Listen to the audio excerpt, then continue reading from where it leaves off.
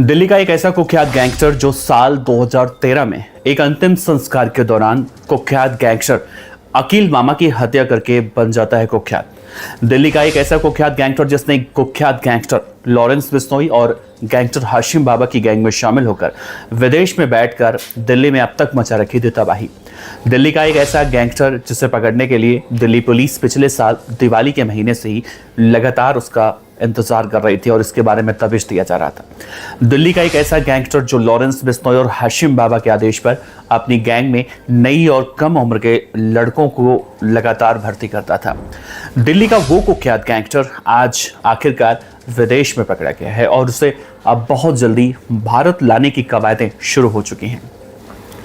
दिल्ली के अपराध की दुनिया में आज एक बड़ी सफलता पुलिस की तरफ से देखने को मिली है। लॉरेंस बिश्नोई तो पहले से ही जेल में बंद है। दिल्ली में उसका काम जो संभालता था गैंगस्टर हाशिम बाबा, वो भी पहले से दिल्ली के तिहाड़ जेल में सजा काट रहा है। और इन सब के जेल में रहने के दौरान विदेश में बैठा ये कुख्यात गैंगस्टर जिसका नाम है राशिद केबलवाला, ये भी अब विदेश में पकड़ा जा चुका है। गैंगस्टर राशिद केबलवाला के बारे में कहा जाता है कि उसका आपराधिक इतिहास बहुत लंबा और पुराना है।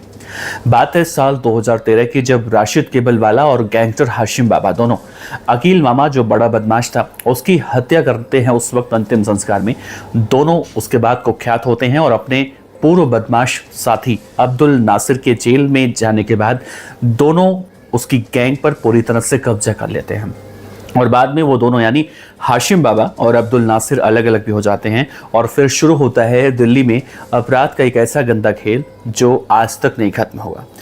नमस्कार, मेरा नाम है देवनाथ पांडे और आप देख रहे हैं आपका अपना चैनल BDF न्यूज। दरअसल दिल्ली का मोस्ट वांटेड गैंगस्टर राशिद केबलवाला आज अजरबैजान में पकड़ा गया। हाशिम बाबा और लॉरेंस बिश्नोई गैंग से लिंक्ड रखने वाले भगौड़े गैंगस्टर राशिद केबलवाला को अजरबैजान में तो पकड़ लिया गया। वो इस्तांबुल से वाकू हैदर अलीयेव अंतर्राष्ट्रीय हवाई अड्डे पर पहुंचा था, जहां पर आबजन अधिकारियों ने उसके कागजात में अनियमितता के वजह से उसे पकड़ा। भारतीय खुफिया एजेंसियां अब उसे हिंदुस्तान वापस लाने की तैयारी करना शुरू कर चुकी हैं। जेल में बंद गैंगस्टर हाशिम बाबा का राशिद केबलवाला बहुत पुराना सहयोगी है और लॉरेंस बिश्नोई सिंडिकेट से बहुत पहले से जुड़ा हुआ है। राशिद केबलवाला दिल्ली पुलिस का मोस्ट वांटेड गैंगस्टर की लिस्ट में जो होती है वो शामिल है और उसका नाम सबसे पहले सितंबर 2024 में ग्रेटर कैलाश में व्यापारी और जिम मालिक नादिर शाह की हत्या के मामले में सामने आया था। इसके बाद अक्टूबर 2024 में दिवाली की एक पूर्व रात कहीं दिल्ली में दोहरा हत्याकांड हुआ और दिसंबर 2024 में दिल्ली के कृष्णा नगर में एक बिजनेसमैन जिनका नाम सुनील जैन था, उनकी हत्या में भी इसका नाम सामने आया। इन घटनाओं ने उसे दिल्ली पुलिस के लिए सबसे वांटेड अपराधियों में से एक बना दिया। दिसंबर 2024 में टाइम्स ऑफ इंडिया की एक रिपोर्ट को देखी जाए तो राशिद ने बताया था कि सुनील जैन की हत्या अक्टूबर में हुए दोहरे मर्डर का बदला था, लेकिन उसने अपनी भागीदारी से उसमें इनकार किया था। उसने ये कहा था कि साहिल उर्फ गोलू नामक हमलावर ने दो पक्षों से एक अन्य व्यक्ति की हत्या के लिए पैसे लिए, वो इस मामले में शामिल था। राशिद केबलवाला ने उस वक्त कहा था कि सुनील जैन उसका टारगेट नहीं था, बल्कि असली निशाना विराट नाम का एक व्यक्ति था जिसे वो मरवाना चाहता था। सूत्रों के मुताबिक साहिल अभी फरार है और उसके विदेश भाग जाने की आशंका है। राशिद केबलवाला और हाशिम बाबा का आपराधिक इतिहास, जैसा मैंने कहा, बहुत लंबा है। 2013 में अंतिम संस्कार जब हो रहा था तो उसमें अकील मामा नामक एक बदमाश की हत्या दोनों करते हैं और कुख्यात होते हैं। उनके जो पूर्व सहयोगी थे या गैंगस्टर अब्दुल नासिर, जब वो जेल गया तो दोनों ने इस गैंग का पूरा नियंत्रण अपने हाथ में लिया और बाद में अलग अलग होकर अपनी गतिविधियां दोनों अलग अलग ऑपरेट करने लगे। राशिद केबलवाला कई हत्याओं में हिस्ट्री शीटर है। 2018 की बात है, सऊदी अरब भागने की कोशिश में उसे पकड़ा गया था। उसने रियाद में गारमेंट्स का बिजनेस वहां पर शुरू किया था और थाईलैंड में उसका विस्तार भी कर रहा था, जिसे जांचकर्ताओं ने अवैध कमाई को वैध बनाने की कोशिश भी कहा था। 2019 में राशिद केबलवाला के खिलाफ क्राइम ब्रांच ने मकोका के तहत मामला दर्ज किया। 2020 में उसे दिल्ली पुलिस की स्पेशल सेल ने फिर से पकड़ा, लेकिन 2022 की शुरुआत में वो फर्जी पासपोर्ट का इस्तेमाल करता है और फरार हो जाता है। दिल्ली पुलिस ने उसकी गिरफ्तारी के लिए उसके ऊपर 1 लाख रुपए का इनाम भी रखा था। गैंगस्टर राशिद केबलवाला, उसके बारे में कहा जाता है कि वो अपनी गैंग में थाईलैंड के शूटर, मतलब वही थाईलैंड से बैठकर शूटरों की भर्ती करता था।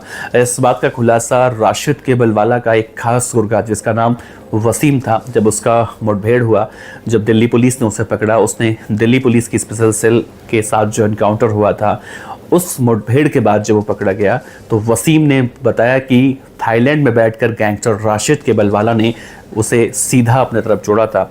वसीम जो है सिग्नल ऐप के जरिए राशिद केबलवाला से बात करता था। गैंगस्टर वसीम मुठभेड़ में मारे गए गैंगस्टर सोनू मटका का भी बहुत खास करीबी दोस्त था।